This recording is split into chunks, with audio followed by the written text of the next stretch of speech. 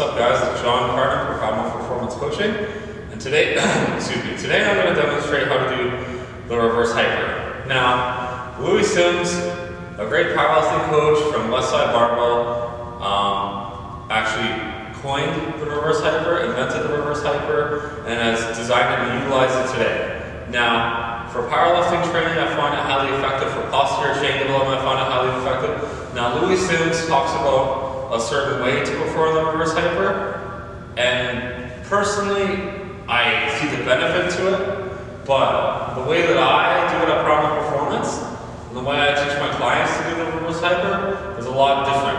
I want to get a lot more posterior chain muscle development. Louis talks about getting the spine to move, cranking the upper back, lower back, and I found for a lot of people that's actually very painful and counterproductive. If you're an elite level powerlifter, I totally agree with doing it. But for most people, it's not going to carry over. And even for beginner lifters, I don't agree with it because I think it doesn't teach them to develop proper hip hinging mechanics. And I find that's something that the reverse hyper is actually extremely good at doing, but it's not talked about. And the reason why I like to use different tools for hip hinging is because hip hinging is very important in the sport of lifting, powerlifting, Olympic lifting, any athletic endeavor. And I think you'll be able to hip hinge very effectively. You can do it all through a bunch of different exercises, different leverages, different angles. Then there's no way you can't hip hinge properly because we don't live in a vacuum. You're gonna have to hip hinge in different ways. Say you lift and you got your lift off a little bit, you're gonna have to readjust. So that's why we do this. So I'm gonna show you how to do reverse hyper without any weight first. You're gonna climb up. You want your hip up on the pad.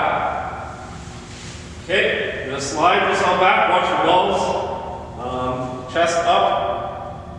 You're gonna let it come back. Now, Louis Simmons style would be this, and boom, and boom.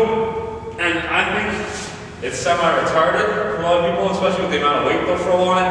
Half the time the fucking thing is going through the air. Don't do that. Now, what I recommend for people is to start with just doing a very proper and controlled reverse hyper. And then at certain times here and there, working in that very ferocious reverse hyper, very little amounts of it, for elite level powerlifter, it might not be a bad idea. Just to really condition the spine, kind of get it used to some outer ranges that it's not going to be in, to protect it in case you do end up having to go there. But even then, I wouldn't do that very often. I would really focus on this style a lot. So climb up, you're going to get here. You're going to reach as far as you can, keeping your ass tight, shoulders nice and tight. Then you're going to squeeze your ass, pump it up as hard as you can, and then come down, full stretch, pump it up as high as you can. And you'll notice there's a shit ton of glute engagement there that you don't see with the Louis Simmons style. Also, you notice the hip is fully in control and it's heart rhythm. Now, I'll show you with a little bit of weight.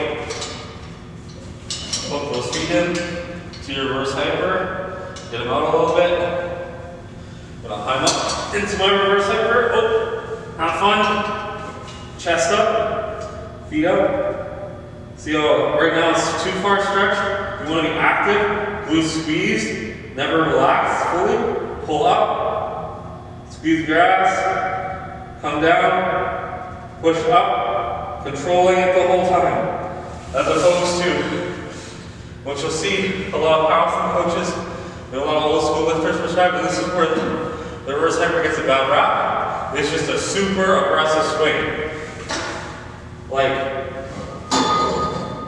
this. And as you can see, that's going to put a lot of strain into your spinal cord and your disc, and when you swing back, it might even cause a bit of a pinch disc. Now, there are benefits to it, like I said. So, the best thing you need to do is figure out which one works best for your training purpose at that given time.